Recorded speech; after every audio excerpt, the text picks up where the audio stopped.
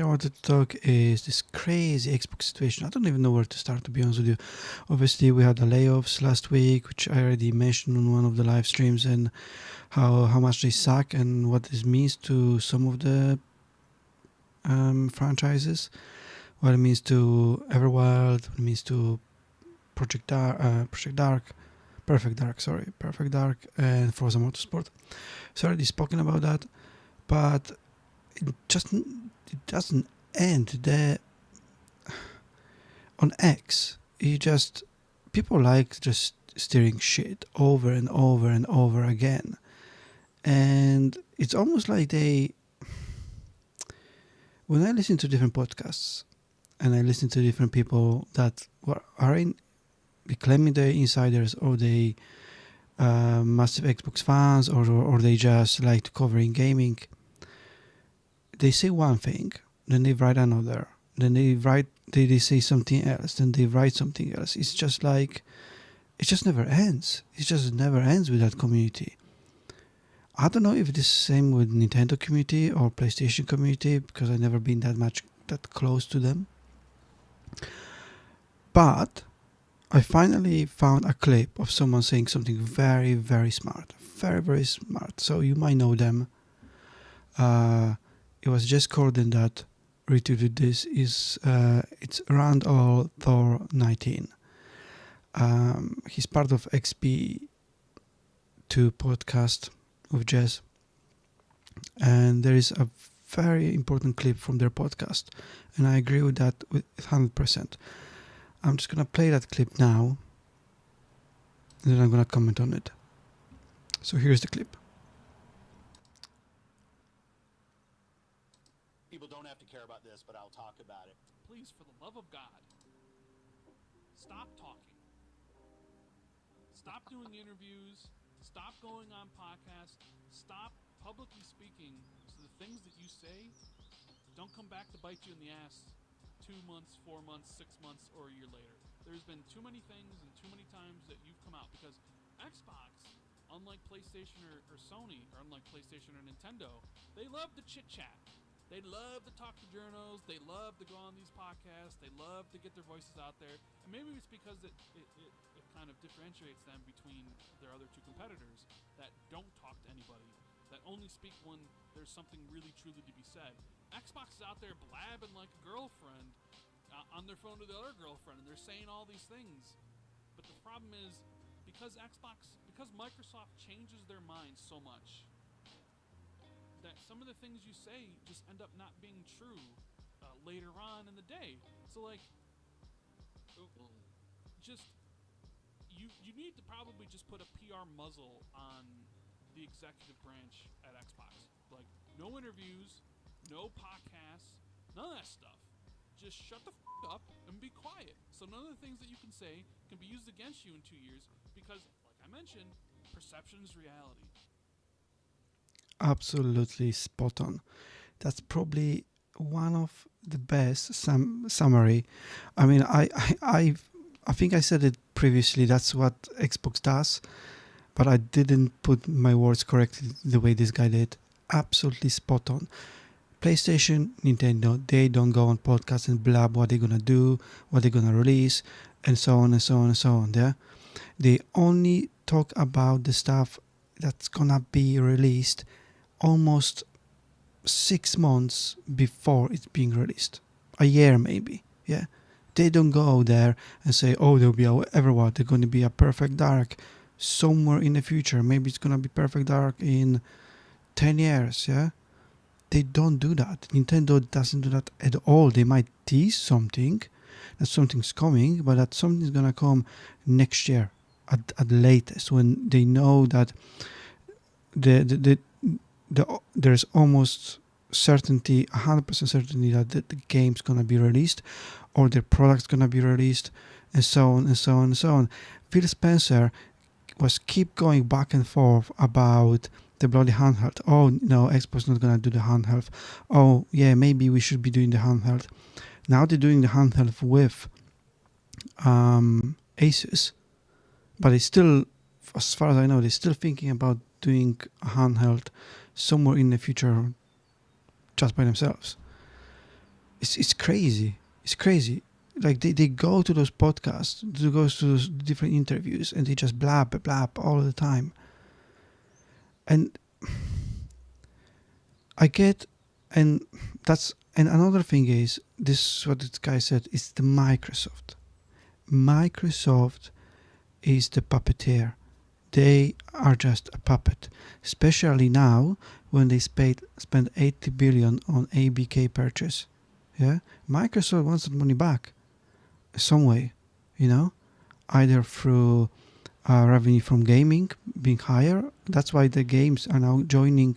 That's why Microsoft games, Xbox games are coming out on Sony, on PlayStation, and that's why they'll be going to Switch as well, because they want that 80 billion back with profits. They want it back. Yeah, that 80 billion made Xbox a massive publisher now, a massive developer studio, that they have so many studios, so many people underneath them, so many franchises that they can release, and so many different characters that now they have rights to, but they want their money back. Microsoft is not a charity. They invested so much money in Xbox, and they want to see that money back sooner or later, or rather sooner than later. So I think that's gonna be a massive thing for Microsoft to be able to juggle between a good PR for releasing amazing games this year, 10 or 12 games this year on different consoles, on their own consoles and so on, have a massive next year, and not being criticized for shutting down the studios or shutting down the projects. Yeah, a lot of those projects we should not know about. Yeah, Matt Booty comes out, oh, we got 40 projects in the work. Well, that's great. Shut the fuck up about them. Don't talk about them until you know they are coming out next year. That's it. Yeah, that's all we want you to talk about. The games that are coming next year. I don't care about games that are coming in 2, 3, 4 years time. I only care about this and next year. That's all I care about, Because yes, studio close, yes, project shut, because it's a business, and Microsoft needs their money back, and they want profits, and they only want profits. They don't want losses. They don't want Perfect Dark to cost 200 million to make, and they're only gonna make 100 million on it. They don't want the situations like this. Just can't happen for them, And obviously that situation is bad. This is the thing. On one side, Xbox is very good in PR. Something happened. Pre-layoffs, they're very good at PR. They're going onto those podcasts, they talk about the future, they're very open on Twitter, and so on, yeah? Unlike any other big publisher, unlike Nintendo or Sony, they are never on Twitter, they never going on podcasts, or almost never. Sony sometimes, but overall they don't go. Yeah, Nintendo never goes on it. Nintendo only relies on their Direct, and that's it. And those two companies just wait until stuff is ready, and that's it. So Microsoft is really good at that part. Yeah, talk to their fans, talk to the influencers. But as soon as something like this happens, like those layoffs happens, they shut down. They don't come out. They don't talk. Yeah. If they're so good at this, let's call it a pre-game talks, they need to be good at post-game talks as well. Yeah. Game being layoffs. So after the layoffs, there should be a statement straight away from Phil Spencer, Matt Booty, Sarah Bond, about or a video or interview with someone about what happened. Yeah, you can't be all happy and joyful and happy to talk with interviewers pre-layoffs and then shut down completely after. Yeah, there should be a podcast or interview of them on Thursday, Friday, last week, straight away. That will be so much better for the community, so much better, especially that this community is very, how to say it, flaky, I would say. That's probably a good word to use. Very flaky. They going from lows to highs, from highs to lows very quickly. I learned this so much about this community, about the people that are in it. Some of them are really good people, and they are fun to watch, are fun to listen. They have very good insights, but it's so tiring to listen to those people when they go from, oh, the Xbox shuts down, they're terrible, to Xbox is amazing, they're releasing so many games, those games are amazing. I know why they are like that. Whatever gives them more views, yeah? Whichever gives them more views, that is what they follow. So let's say if it's a good time to shit on Xbox, they will shit on them. If it's a good time on Xbox, they will be good. They probably prefer the drama, because obviously the drama creates more talking points and it's more important for them than just when it's all good. When it's all good, they don't really care that much, to be honest with you. Obviously they will mention it a little bit, but it's not their main focus. It's kind of like this report now that comes out that the John Romero, so he's a big developer from the past. He created Doom basically, together with what's his name, John Carmack, I think. Yeah, he created Doom, and they were working on a game, but because of Microsoft cuts and layoffs and cancellations, basically they had to cancel the game for now, at least, because Microsoft's supposed to be publisher of that game, and they pulled the plug on financing that game. But they met with John Romero or his team day before the layoffs, and they didn't say a word to him. But for now the studio is very much closed, so they are kind of looking for other investors to actually release the game. But the game was never announced. So why someone, this time from Windows Central, make a big deal out of this? The game was never announced. It's not like the game was just almost finished, you know. No, we don't know where that game was. Microsoft obviously decided to publish this game, finance that game, but they never went public with it. Now John comes out and he's very public about this because he's pissed off, but Microsoft never, or Xbox never came out with that game. And there's probably 20 other games that are in the works at the moment with other third-party studios that can also be cancelled, but Microsoft never announced them. So why we started making a drama out of something that should not be a drama, you know? It just makes me mad. You know, for me, the only drama would be if Microsoft suddenly shuts down, I don't know, Playground. That would be a massive drama. That would be something out of this world. Obviously, that will never happen. But suddenly shutting down Playground, boom. I mean, then I will be absolute furious, and I'll probably put my Xbox in a bin straight away. But other than that, a lot of this is just creating more and more drama for clicks, for views. You know, it just pisses me off. It pisses me off that people just can't just shut up. And yeah, just don't create that drama.